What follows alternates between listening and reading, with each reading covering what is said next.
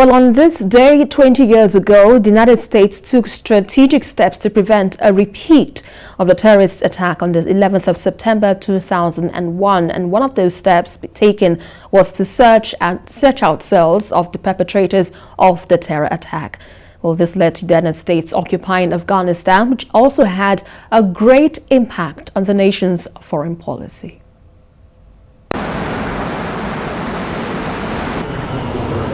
The U.S. responded to the 9/11 attacks in several ways. Beyond effecting a more stringent visa and travel policy, it led to the creation of the Department of Homeland Security to oversee its internal security and coordinate a strategy against terrorist threats and attacks. Other countries also changed strategies based on their definition of terrorism. That unfortunate incident, it sent a lot of different messages to different countries. And eventually they started re-examining their approach to other countries, their approach to international relations and engagement at the same time. We have seen terrorism, mutate from international terrorism or state-sponsored terrorism to homegrown terrorism. There are different kinds that we see in different countries that are suffering from this phenomenon. In some, it is some states that sponsor terrorist groups to launch attacks on some states. Whereas, unfortunately, like we're having in Nigeria, there are homegrown terrorists who attack their own states. Now, terrorism starts with an idea in someone's head, and then they act on it. So in order to do that, there are times where you need military strikes to prevent an imminent attack, military attack. But then there are times when you really need to, throughout the whole process of someone becoming radicalized, is to find ways that you can intervene to stop that radicalization. So I think over 20 years, that's something that we and our allies who have learned in terms of how do we counter terrorism and prevent attacks on our people, no matter where they are, and on our homeland. On my orders, the United States military has begun strikes against al-Qaeda terrorist training camps and military installations of the Taliban regime in Afghanistan. Operation Enduring Freedom, a code name for counterterrorism by the U.S., was deployed against Afghanistan, which was home to the al-Qaeda group. The idea that America had that time is that before terror, they believe whatever terrorist group has grounds with America. So one way or the other, the ultimate aim is to hit American interest. So their policy makers decided that instead of waiting for the attack to come home, let's take it out there. So that war was basically to protect U.S. interests and to make sure no further attacks were launched from Afghanistan, which they succeeded up until now. So this was because the U.S. requested the Taliban-led government of Afghanistan to give up the al-Qaeda leaders, which they failed to do. The war against terrorism in Afghanistan started in October 2001, about a month after the attacks. Many people criticized this move by George W. Bush government. It's like the Americans did not really decide, is that the only thing they wanted? After Osama Bin-Laden, they got into other things. May 2nd, 2011, 10 years after Operation Enduring Freedom started, Osama Bin Laden was eventually captured and killed by U.S. Navy SEALs in Pakistan, where he had been hiding for 9 years. We live in a country that respects free speech. In December 2014, President Obama announced an end to Operation Enduring Freedom.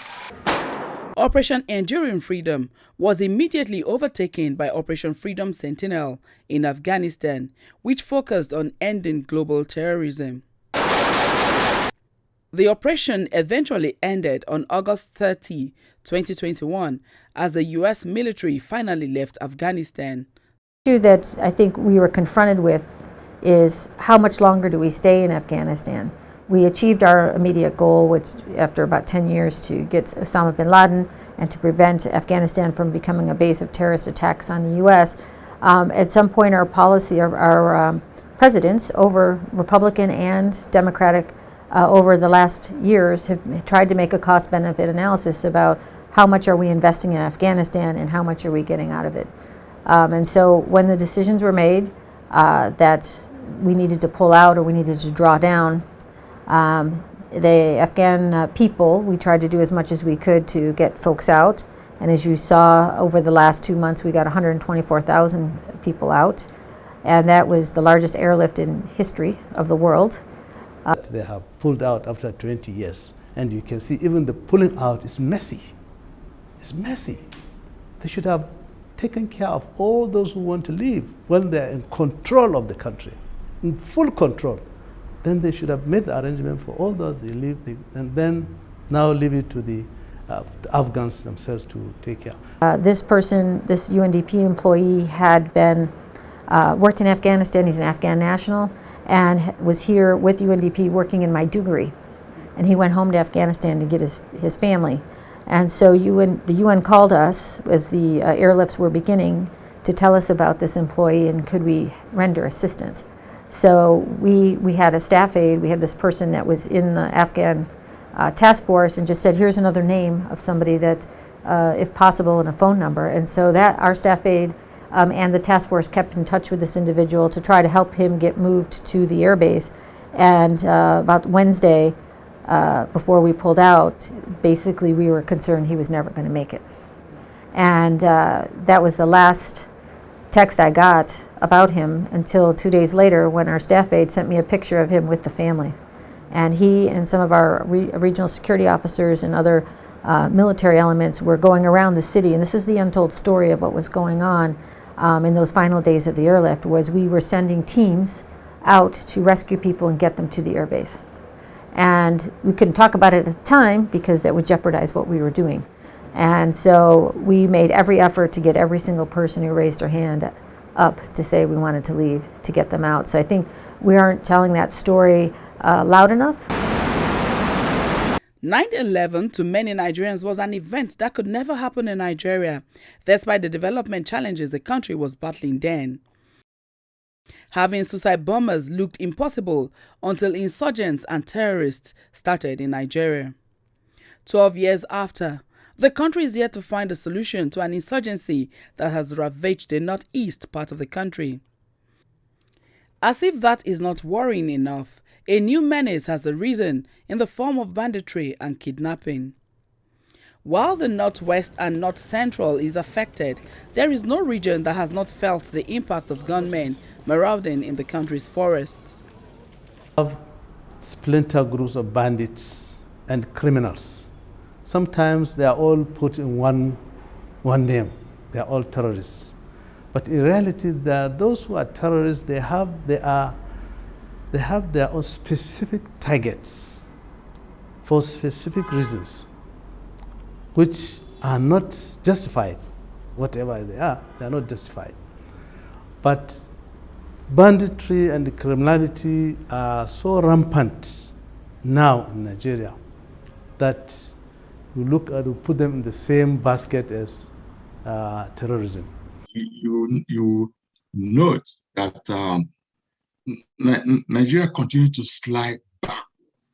We're not getting progressively better in any of our policies. If you look at the domestic policy, there is no meaningful or sustainable or inclusive development.